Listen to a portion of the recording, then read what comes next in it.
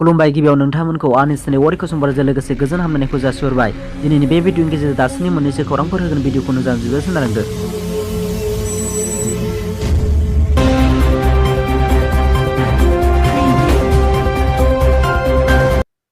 दानिया फै जों थांदिनि गुबै रादाबाव। आलादा रायजो बड'लेण्ड सोमावसारनाया फिन जागायफिनबाय। सोमावसारनाय हाबाफारियाव दिनै क'क्राझार जिल्लानि सिङाव थानाय टिडिसि फोथाराव लानाय जादों। सोमावसारनायजों लोगोसे भारतनि गाहाय मन्थ्रि आरो नखर मन्थ्रिसिमनिबो गोसोखां बिलाइ दैथायहरो। मिरु बनसु फरायसा आफादनि आफादगिरि बनजित मनजित बसुमतारिया बुङोदि दिनैनिफ्राय बर' हारिनि बड'लेण्ड सोमावसारनाया जागायबाय।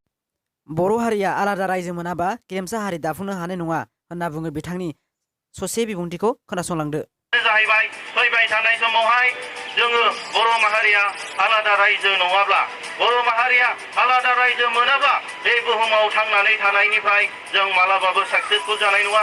मालाबाबो जोङो दिनै बे बुहुमाव गेरेमसा हारि दानो हानाय नङा। बेनि थाखायनो फिन खेबसे जों ब्रैथि खेब फर्थ फेज अफ बड'लेण्ड मुभमेन्टखौ दिनै आराम्भ खालामनो दिनै बे क'क्राझार डिस्ट्रिक्टनि स्पर्ट्स एस'सिएशननि गेवलां फोथाराव जोङो दिनै फिरफिला जोंनि बनसुनि फिरफिलाखौ बिरहोनायजों लोगोसे जोंनि मुंख्लंफोरनि जिउमाखौ जोङो बावनानै जोंनि बड'फा उपेन्द्रनाथ ब्रह्मखौ बावनानै जोंनि महात्मा गान्धीखौ बावनानै दिनै जोंनि आन्दलनखौ जों आराम्भ खालामबाय।